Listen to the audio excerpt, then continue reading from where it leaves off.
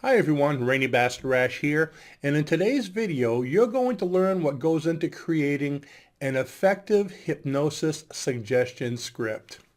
This lesson is going to be broken down into two parts due to the amount of information I'll be teaching. So for those of you who are following along, go ahead and get your notepad, have a seat, relax, and let's get started.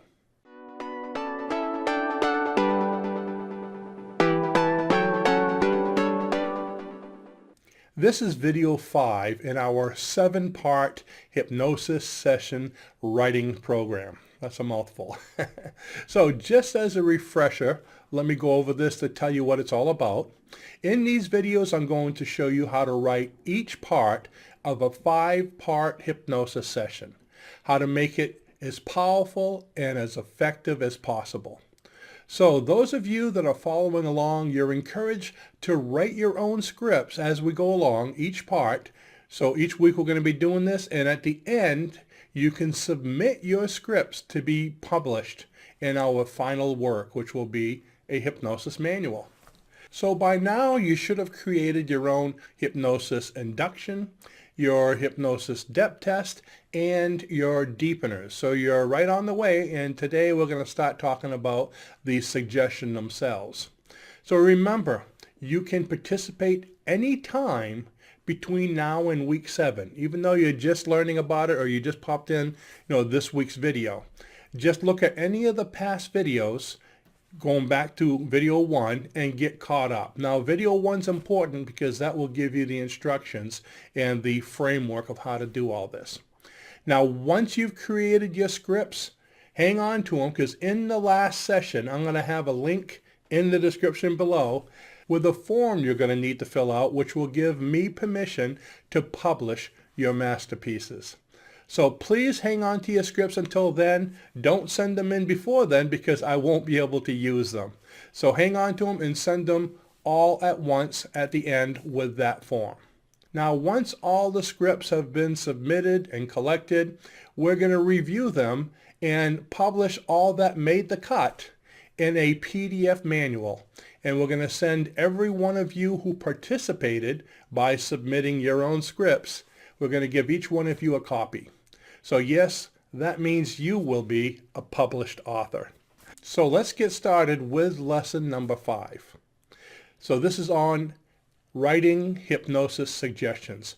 What I have here is I have a list of actually, let's see how many, 12 different points or things that you'll need to keep in mind into what to put into a hypnosis script. So it's not just go ahead and write a script and it's going to work. It may if you're lucky, but there's a lot of different things to consider to make this script effective. Remember, that's the point of this course, is to make your scripts as effective as possible. So I can just give you suggestions and yeah, maybe you'll follow them, but if I go according to certain category or criteria, they can be a lot more effective. And that's what we all want, is to make sure that people will create the habits that they're trying to create. That's the reason they came to see you. So let's start out with, here's a question I get all the time. How long does a script need to be? Okay, and my answer to that is it will take however long it takes. I know there's a lot of scripts being sold on the internet right now, and some of them are 2, 3, 4, and 5 pages long. Oh my gosh, okay? And some people, when they buy a script, if it's not at least a page long, oh, they don't want to buy it. They're missing the boat. How long does it take to get your point across, okay? When you're writing a 5-page script or a 4 or even a 2-page script, unless there's really that much information that's needed, it's overkill, and actually more than 2 pages, you can be hurting the process. Why? Keep in mind your subconscious mind is similar to a 5-year-old child. 5 years old. So for those of you that are parents, you realize that a 5-year-old is innocent, he's naive, and impatient, okay? How many of you have a 5-year-old child that you can sit into a recliner and say, okay, you're going to stay here and, I'm going to talk to you about something, and you read 5 pages of what you want them to do, and they're going to stay there. After the first one, they're going to be fidgeting. After the second one, they're going to be looking everywhere. After the third one, you're going to look back at them. They're not going to be there anymore. They're going to get bored. They're going to get overwhelmed. A kid, 5-year-old, can only take so much, okay? So keep in mind you're dealing with a 5-year-old. Too long can be too much. You can basically you're boring them to death. You're giving them so much information that you're confusing them. So keep in mind what's important. What do you really want your child to know? If you want your child to stop biting their nails, you're going to say, from now on, your nails are growing in beautifully. Okay, by leaving them alone, you can see them shine and get bigger. However it is you want to say it, but you're letting them know what you want. And that's it. You don't have to go on and on and on and on, okay? Because you're going to bore them. Tell them what you need them to do, and that's good. Now, unfortunately, being hypnotherapists, when you're writing a script for yourself or writing it for a client, it's two different things. I guess you could say it's a double-edged sword. You want to keep it simple, and I think most scripts that are 3/4 of a page to a page are sufficient for the average thing, unless they're intricate, pain management, this kind of thing. However, your clients paid big money to be sitting in a chair.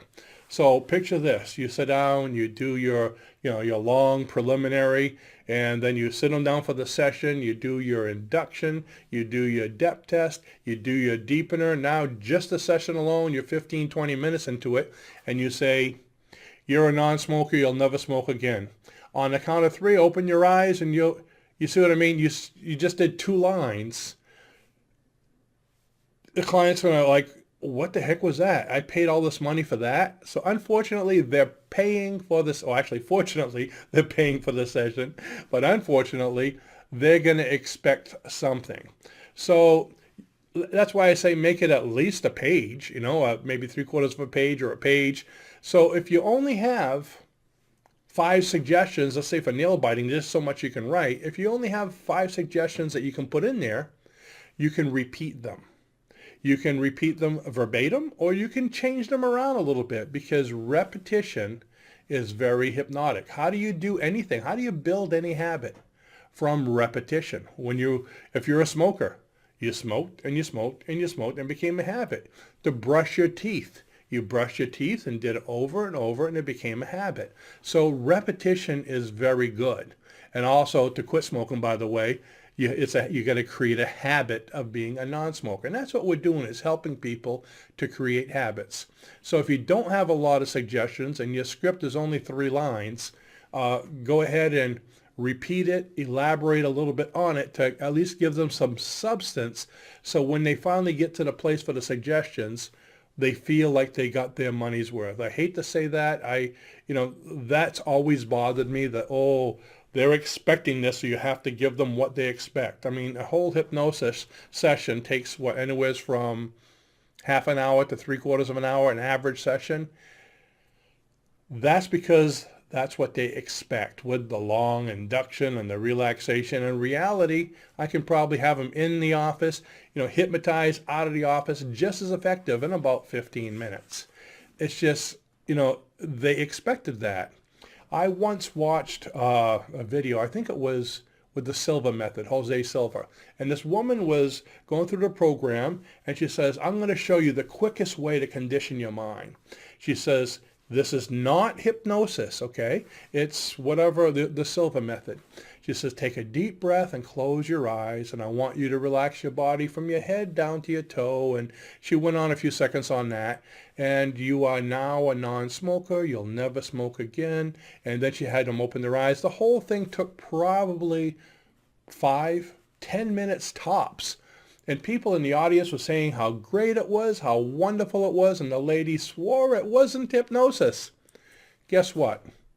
100% hypnosis. It was a hypnosis session. But by saying it's not hypnosis, those preconceived notions of what hypnosis should be weren't there. You see what I mean?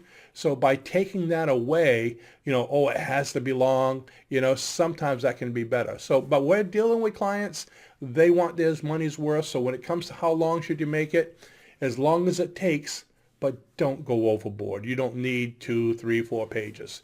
But not just a couple paragraphs either, because they're going to feel ripped off. So I think I beat that one enough. So let's go on to number 2. When writing your scripts, you must include as much of the 5 senses as possible. The more senses you can put in a script, the more effective it's going to seem to them. When I say the senses, I'm talking about sight, sound, touch, smell, and taste. So now, I said that to a student once, and I says, you want to include the 5 senses. Now, don't go overboard. He says, you're healthier. You no longer want to bite your nails. Can you see what it feels like not to bite your nails? Can you hear and taste and even smell how nice your nails are? And he was going, every single suggestion he said, can you see, can you hear, can you smell? It was getting ridiculous. It was almost like when he said another sentence, I'm counting, oh, there's the 5th sense. So that's not what I mean.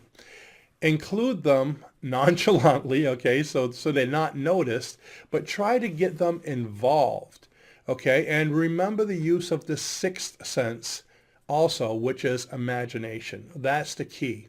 The more they can use their imagination, the stronger it will be. So imagine how great your nails look now that they're grown in. Imagine and feel how proud you are. You can see the color, the bright red color or whatever you have on your nails, and it looks beautiful, and everybody notices that. Now, of course, I probably won't get into smell and sound with fingernails, so you don't have to do all 5 of them, but do the ones you can. Open some of their senses, give them a different way to look at things. Number 3, always use positive suggestions.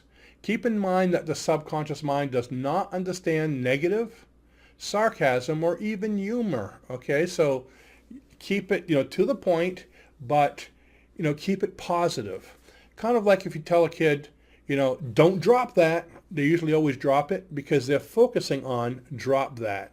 So whenever you put negative in a suggestion, they're always focusing on the negative part. So even when you say don't do something, they're going to focus on what you tell them not to do. So it can be difficult. So when you say, I don't want you to do this anymore, they're going to focus on doing this because the subconscious does not understand negative. And most of the scripts, or quite a few of the scripts you see out there today, will say that. You are no longer a smoker. You will no longer get stressed. You will no longer do this. And when you say you will no longer get stressed, the mind says, I'm stressed. I'm stressed because it doesn't understand the negative. So keep that in mind. So even with smoking, instead of saying you no longer smoke, you are now a healthy person. You look forward to clean breathing, So it might be difficult to find other words to replace it. But if you can do it, you're that much better off. The mind will accept it a lot easier. So can you see how these points are effective? All right, let's move on to number 4. Use positive, active wording. So when I say active words, I'm meaning words like you're excited, energized, you're anxious to have your nails grow in. Think about how happy you are that this, how energized you feel to have so much more energy. So use those words. Make them excited.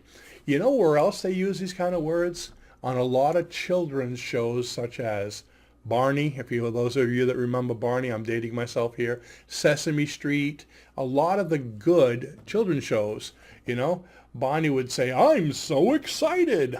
Aren't you really excited and want to jump around? Come on with me. It energizes you. Here I am doing a children's show with you. But you see what I mean? When you are like that, when you're excited and overboard a little bit, it affects people.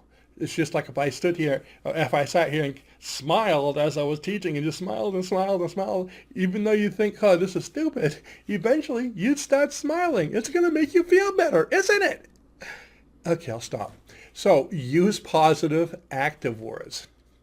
Number 5, make all your suggestions believable. Remember what they call the buying in principle. The buying in principle is, can I see myself doing it? If, let's say you're having a hard time, walking, or a hard time, getting up and down the stairs, it's probably going to be hard for me to tell you you're going to run a marathon because you came to see me to run a marathon. If you can't get to the mailbox and back, you're not going to run a marathon. So I need to make it so you can buy into it. So if you want to run the marathon, I have you imagine yourself walking to the mailbox at the end of your driveway and back, maybe twice. Once you've done that, you come back and see me for another session. I'm going to make it 6 times. And then maybe a quarter mile. And then maybe a mile. You see, you can see yourself doing a mile, maybe 2 miles. Can you see yourself doing 24 miles right now? So it's going to be a gradual process. So unless they can do it all. But remember the buying in principle. If you can't buy in, you can't believe it. It's not going to happen. Why? You ever heard the saying, how do you eat an elephant? One bite at a time. If you don't take your time, if you try to do it all at once, you're going to choke. You're going to fail. Okay? So one bite at a time, one step at a time, you need to buy in. Okay, the next one is number 6, which is include confidence, self-esteem, and relaxation statements. Confidence, self-esteem, and relaxation statements. So you're so very relaxed. As you continue to relax, you'll notice that, okay, so you don't have to do a lot of them, but, put something in there to relax, to keep them relaxed. Let them know that, they're going to feel confident. Let them feel good about themselves, how proud you are. Imagine how you feel, how proud you are of your success now that you have quit smoking. That means a lot. Thinking, oh, I'm proud. Oh, wow. And their chest puffs out and their head goes up, chin back, in their mind. Number 7, pictures, imagination. The subconscious mind reacts to pictures. It's like a photographic memory. You ever heard anybody say he has a photographic memory? You never heard him say he has a written memory or a type memory. Okay, we think in pictures. You're seeing things all the time. You're not always reading. So have them picture things. I want you to imagine this, imagine that. One of my favorite sessions is the theater of the imagination, where I have somebody stand on a stage, seeing them, imagine themselves standing on a stage and being the successful them. Imagine what it looks like to be successful, okay? I love that kind of thing because now they're imagining their own success.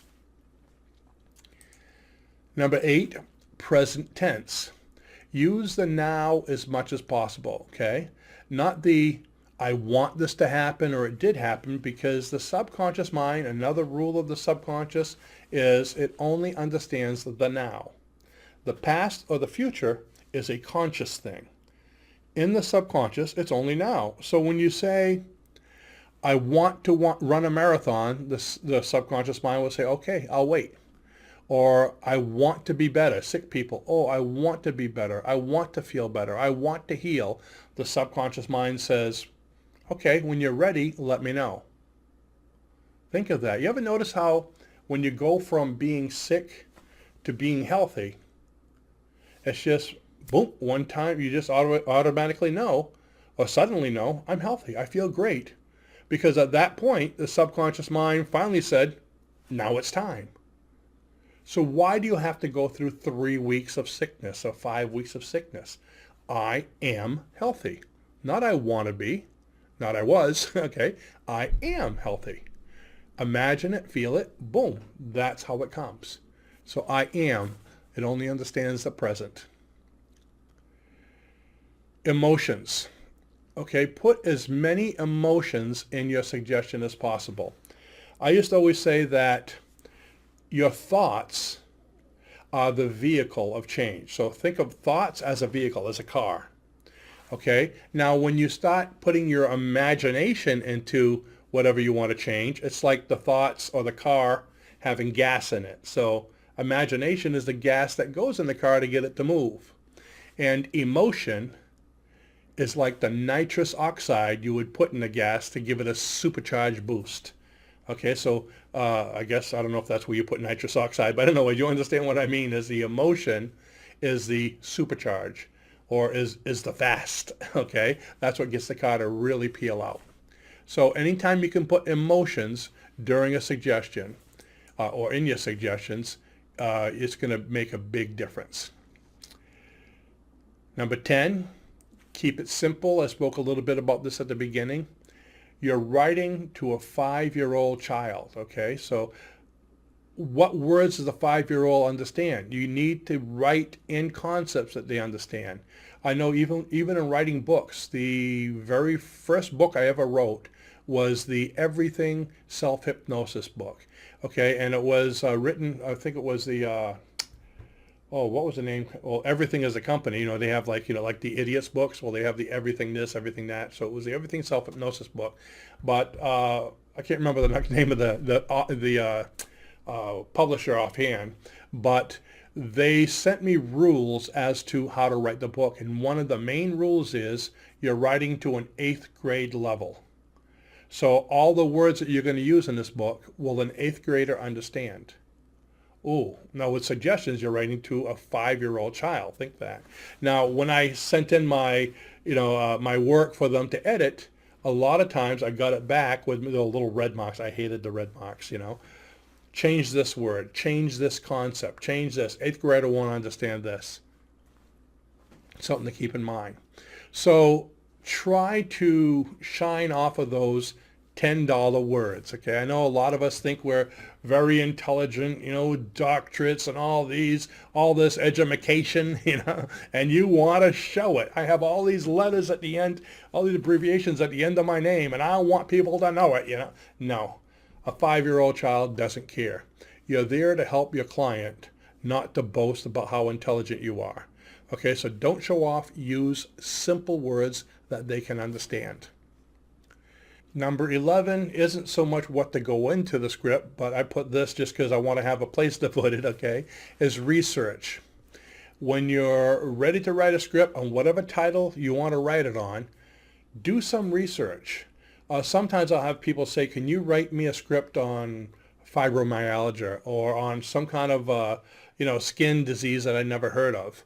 Well, I can write a generic one, you feel better, imagine yourself feeling better, but it's nice to know a little bit about what I'm writing about. So research it. How can you research? Right here on the computer, okay? Google it. That's one of the best ways of doing it. Fibromyalgia, and learn what it is, what it's about, treatment. Do a little research and you might find, it might surprise you what you learn. But when I say research, I don't mean just look at, the Dr. MD site, look at 7, 8, 10 different sites to try to get information, common information from each one, because somebody might come up with some whacked out idea that really isn't any good. They just made it up, okay? So find the common denominators, and that's where the research comes from all of them, and that will help you to know what kind of suggestions you can put into your script. And finally, number 12, I like to call, I use a mind map to do this, but I like to call it the brain dump, okay? What is a brain dump? You've chosen your subject. You've, topic, let's say it's nail biting, bedwetting, whatever it is, and you know what you want to write on, so what you do is, I like to do it on a whiteboard. I'm pointing over there because that's where my whiteboards are. And I do a mind map. And when I do my mind map is I take all the research that I've learned and I write everything I can think of. So right in the middle, let's say I'm writing a script on, let's see, what would be a good script to write on? I want to relax. Okay, so I put the word relaxation and I put a circle around it. Now I put a little offshoot, like a line going off saying, take a break, go outside, nature, animals relax me. What kind of things relax you? A sport, nice music, watching comedies, playing with my kids. So write down everything you can. And the reason I do it on a board is, the mind doesn't think linear like on a typing thing, but if you write it on a board with all these little offshoots, okay, over here I have animals. What do I like about animals? Off that little circle on animals, I have a little offshoot saying petting them, walking them, feeding them, not biting. And then the other one where I have children, I have one over here, children. What relaxes me about that? Nature. Go for a walk. Go fishing. You notice I always find a way to put fishing in my videos. Yes, I like fishing. But anyway, so all these different things. So now the map, what you just created, works like your mind does, because your mind, oh, I have one I could add there. I have one I could add there. This is how I like to do it. By doing the mind map, I'm having all the information separated into these different groups. Now, the script that you're writing, are you writing it for a certain person? You can look at the mind map, and let's say the person is a 80-year-old woman. Oh, maybe all the exercise parts I'm not going to put. But now you have all this information, all these different bullet points, I guess you could say, that you can put into your script, and you can write a little bit on each one. You see what I mean? So it gives you that linear space, or whatever you want to call it, that track to run on. You know what to write your suggestions on. All right, so that's what I have for you today. Go ahead and use this right now to start working on yours, okay? We're going to do the second half of the suggestion lesson next time. So until then, think about what you want to do yours on. You can start to put it together like I just mentioned, so you can be ready. And next week, I'm going to show you how to put it all together. We really want to make this manual as much of a success as possible. So please share this video with as many hypnosis enthusiasts, hypnotherapists, okay, as you know, so they can benefit from it as much as you, and so they can participate and submit scripts like you're doing, so we can have a bigger and better script manual to hand out to all of you upon the conclusion of this course. So thanks for watching. Be sure to give us a thumbs up, and we'll see you in video 5, where we're going to be working on the second half of the hypnosis session, or the suggestions that we did this week. See you then. Bye-bye.